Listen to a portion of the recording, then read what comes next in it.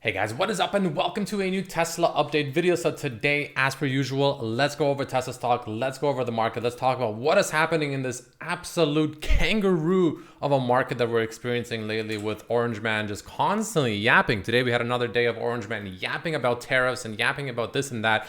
And the markets, well, as you can tell, probably, yeah, they weren't very happy with what he was saying throughout the day. So it is what it is. But nonetheless, we'll go over Tesla. I'll give you my thoughts.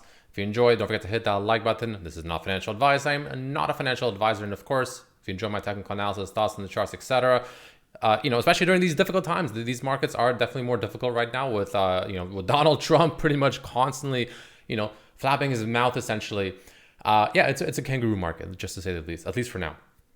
But nonetheless, I do have a membership section. That link is down below for just $3 a month. You can access all my thoughts, post updates on mainly Tesla stock, of course, or for $5 a month, you can access to all my post thoughts, updates, as including NVIDIA as well in the $5 tier, plus Tesla stock. And again, sometimes I share other stocks as well. But yeah, nonetheless, jumping into it, Tesla closing the day down 2.8% on the day, closing at pretty much $285 per share.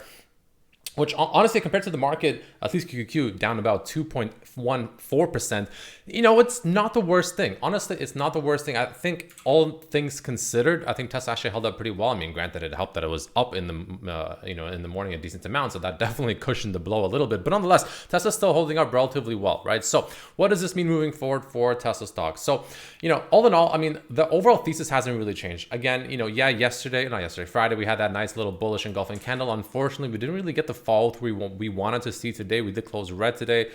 So, it does put that bullish engulfing a little bit into question. However, let's see how tomorrow opens, right? I mean, again, today we had a bit of the market, like you have QQQ swinging up and down almost, like look at these candles, like these, like you have the QQQ swinging up and down like almost 2 to 3%, like almost daily. Like that's, pretty unusual, right? That's not normal to say the least. So, you definitely want to take this market with a bit of, grain of salt, if that makes sense, right? Because yeah, I will be wrong at times. And I'm not gonna lie, the move today definitely caught me off guard a little bit, right? I actually expected a little bit of weakness, but not this much weakness. This is like probably double the amount of weakness I expected. I thought the markets would sell off about halfway into yesterday. So like, for like SPY, for instance, maybe like 580, like high 580s or something like that, right?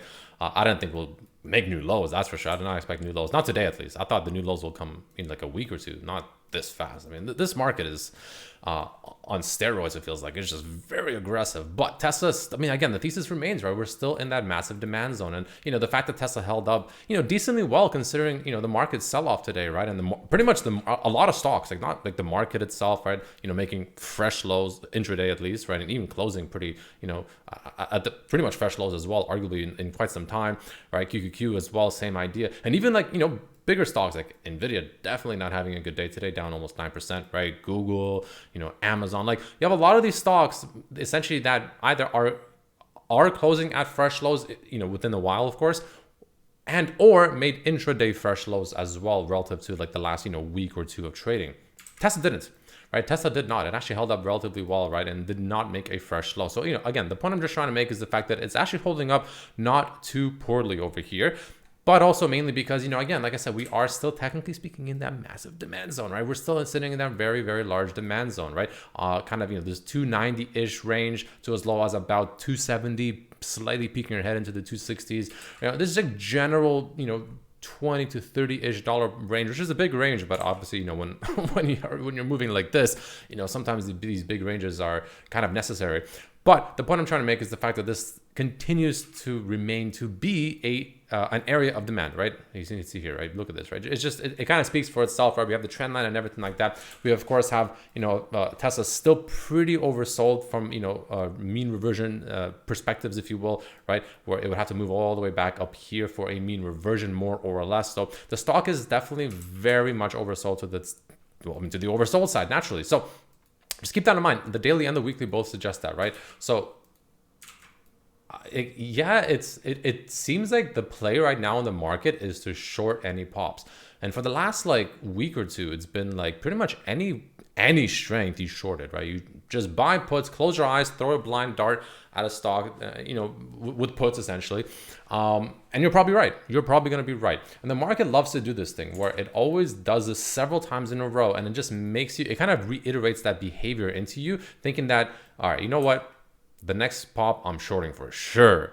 And then the next pop comes, you short it, and then that's the one that actually, rams, to the upside essentially, right? The market's very good at doing this both directions. Don't get me wrong, both directions, not just one direction, both directions, right? In this case, obviously, we have a specific direction because we're, doing one specific thing, but that's just a perspective, right? So just keep in mind, whether it's Tesla, whether it's just the market, that's just kind of the narrative right now, right? And everyone's expecting much, much lower right now. And, there is a risk. There is definitely a risk, especially if Trump continues yapping, which he is, unfortunately. There is definitely a risk. But the way I look at Tesla right now is as long as it remains pretty much right around these general levels, like I said, this 290 to about, we'll say 270 to 265, something like that range roughly. I think it's bullish, right? I still think it's bullish, especially as long as it remains above this kind of weekly trend line roughly. Again, keep in mind, my trend line is not drawn to perfection. Like it could, maybe it's like this, or maybe it's, again, my trend line is just a rough demonstration. It's not perfectly drawn, right? So just keep that in mind. But again, whenever I look at the weekly and I see RSI is this oversold, whenever I see a mean reversion this far away, and whenever we're this far away also from, the mean reversion essentially over here, you can see something like in my leg. There is it's obviously important to have a level of risk management, but there's a higher chance, in my opinion, from this general vicinity, that we at the very least make our way higher, closer to about 325 to 330. Best case scenario is a full weekly reversion, which will take us all the way back to 350s. But, that would pretty much be more or less, if that happens, let's say really quickly within, this week or next week, that would be essentially a move back up to the upper end of the channel on the daily time frame, which will be all the way up here, which again will take us to, we'll say about 350, but one step at a time.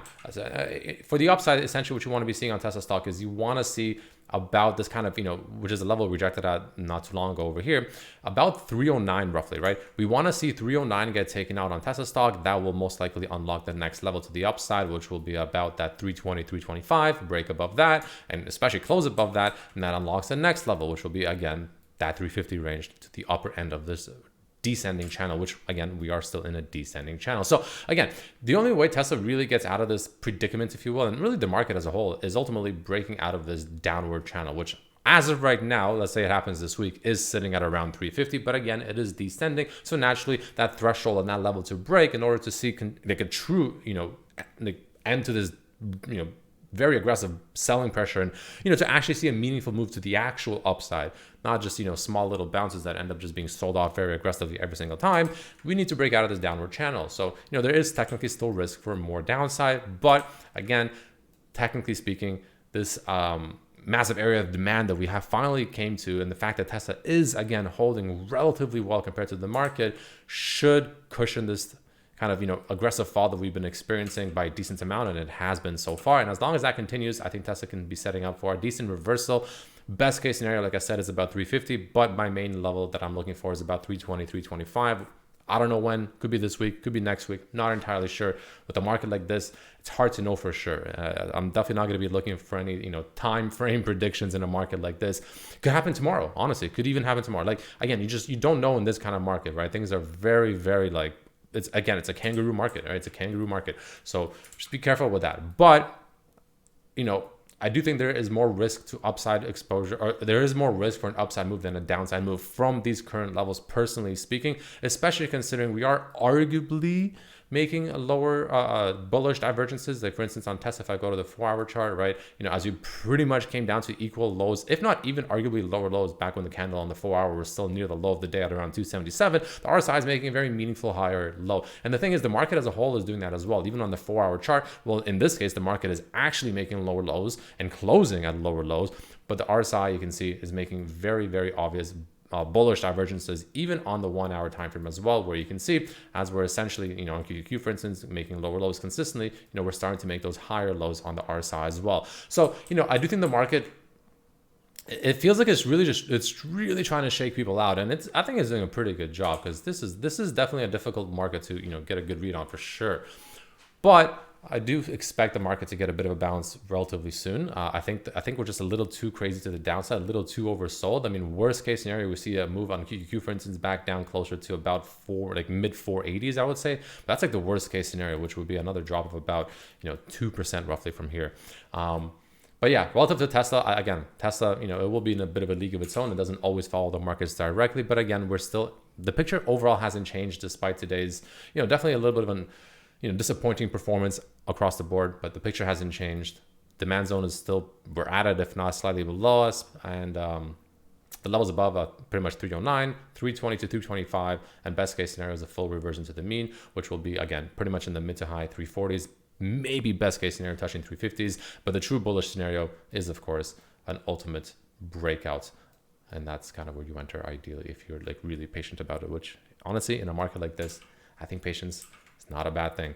But yeah, looking at options flow quickly, definitely a lot of bearish flow came in on Tesla throughout the day, especially when Trump was speaking and we were selling off very aggressively. A lot of puts came in for 260 strike for 0417, which is just 2 months away, pretty much roughly. I should say a month and a half rather away from where we are right now.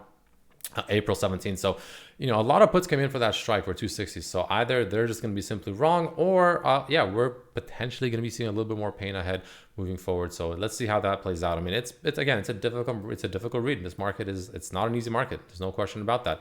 I have no issues admitting that. It is a difficult market.